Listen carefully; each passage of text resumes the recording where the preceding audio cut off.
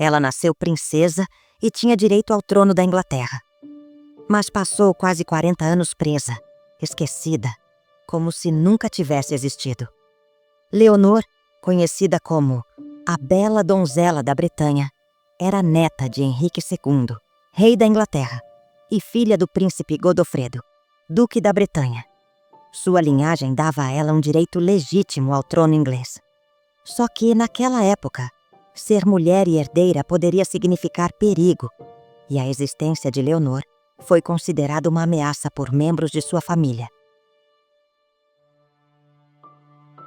A Inglaterra estava em crise depois da morte de Ricardo Coração de Leão, e seu irmão João, apelidado de Sem Terra, precisava garantir o controle do reino. Para ele, prender Leonor era uma forma de evitar problemas, mesmo que isso significasse privá-la de sua própria vida. Hoje vamos entender como essa prisão política aconteceu e o que isso revela sobre o silêncio que cerca muitas mulheres poderosas na história. Leonor não foi esquecida por acaso. O que aconteceu com ela tem a ver com medo. Medo do poder que ela representava. No final do século XII, a Inglaterra vivia uma disputa de sucessão tensa e imprevisível. Ricardo Coração de Leão havia morrido sem deixar herdeiros. O irmão mais novo de Ricardo, João, se tornou rei, mas ele não era o único com sangue real. Leonor da Bretanha e seu irmão mais novo, Arthur, eram netos de Henrique II e filhos de Godofredo, irmão mais velho de João, o que, pela lógica da sucessão, colocava Arthur à frente de João no direito ao trono. Arthur era muito jovem, mas João não era muito bem visto pela nobreza, o que fez com que muitos passassem a considerar Arthur como o verdadeiro rei. Diversos nobres franceses, especialmente na Bretanha e em Anjou, apoiaram as reivindicações de Arthur ao trono, e o conflito virou quase uma guerra civil. Sentindo o medo da crescente ameaça, João agiu apressadamente. Em 1202, ele capturou Arthur. Pouco tempo depois, o jovem simplesmente desapareceu. Nenhum julgamento, nenhuma explicação. As suspeitas recaíram imediatamente sobre João. A maioria dos historiadores hoje concorda. Arthur provavelmente foi morto por ordem do próprio tio. Com Arthur fora do jogo, restava apenas uma peça: Leonor. Leonor tinha 20 anos. Jovem, solteira, filha de um príncipe da Inglaterra e duque poderoso, com laços fortes com a França, e um direito legítimo ao trono inglês. Isso era suficiente para causar pânico no novo rei. Ela não precisava fazer nada, apenas existir já era um problema. Bastava que algum inimigo de João a colocasse como símbolo de resistência. Como herdeira de sangue, ela tinha o potencial de unir facções, provocar alianças, reacender revoltas.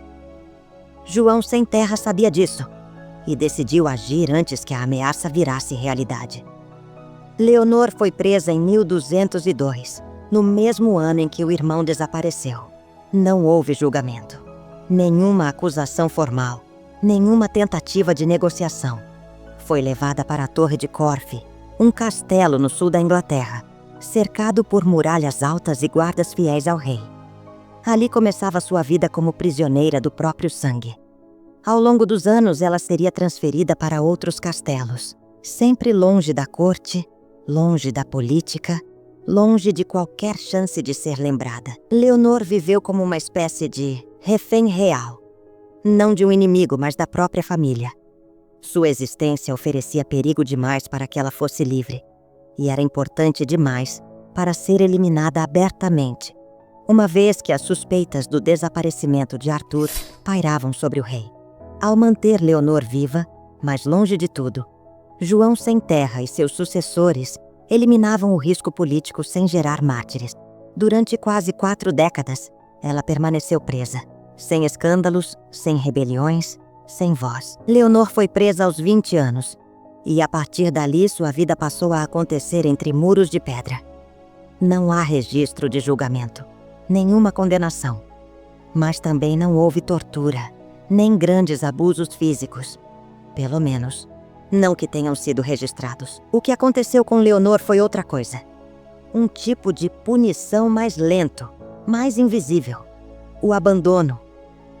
Quando a Magna Carta foi assinada, foi exigido que todos os reféns de João, incluindo princesas escocesas e galesas, fossem libertados.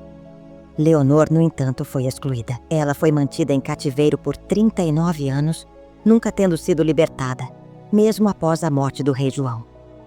Durante esse tempo, foi transferida entre diferentes castelos: Corfe, Gloucester, Bristol, sempre longe das cidades importantes, fora da vista da corte, fora da memória pública. Vigiada dia e noite, sem vida pública, sem escolha, sem voz.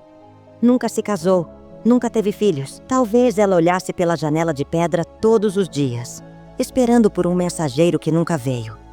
E o mais intrigante é que, ao longo desses anos todos, não se tem notícia de qualquer tentativa de fuga, conspiração ou resistência. Leonor viveu e desapareceu dentro de si mesma. Durante sua prisão de 39 anos, ela foi inocente de qualquer crime. Estudiosos acreditam que, no reinado de Henrique III, Leonor já havia passado da idade de ter filhos e, portanto, não apresentava mais nenhum perigo imediato ao rei. No entanto, ele permaneceu determinado a aprisionar sua prima inocente. Leonor viu o governo de 3 reis: Ricardo Coração de Leão, João Sem Terra e Henrique III. Viu gerações de poder passarem diante de si, sem nunca poder tocar o mundo ao qual pertencia por nascimento. Ela morreu em 1241, após 39 anos de cativeiro injusto. Tinha cerca de 57 anos. Morreu como viveu, em silêncio. Ao manter Leonor fora de cena, João Sem Terra eliminou a última peça que poderia reabrir a disputa pelo trono. Seu governo, embora marcado por crises, ganhou estabilidade justamente por calar quem podia contestá-lo. Sem Leonor, não havia mais uma figura legítima que unisse a oposição, e o trono passou a ser herdado por sua linhagem sem grandes disputas. Primeiro, Henrique III, depois Eduardo I. Ou seja, o apagamento de Leonor não foi só uma tragédia pessoal, foi uma estratégia política bem-sucedida. Leonor da Bretanha nasceu com tudo o que definia uma princesa medieval: linhagem poderosa, direito ao trono, alianças estratégicas. Mas pagou o preço por ser herdeira e perigosa para o rei errado. Nunca foi julgada, nunca conspirou, nunca teve a chance de decidir o próprio destino.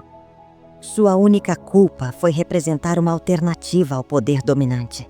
E por quase 40 anos, esse poder escolheu enterrá-la em silêncio. Às vezes, o castigo mais cruel não é a dor, mas o esquecimento. Leonor foi condenada a viver e morrer, como se não tivesse existido. E essa exclusão deliberada revela mais do que apenas uma decisão política. Mostra como a história foi moldada para apagar vozes que não se encaixavam. Resgatar a memória de Leonor da Bretanha não muda o passado, mas muda a forma como olhamos para ele. Lembrar dela é lembrar que por trás de muitas linhas apagadas dos livros, havia pessoas reais, com sonhos, medos e histórias que merecem ser contadas. A história escolhe quem lembrar, mas a gente pode escolher escutar quem ela tentou calar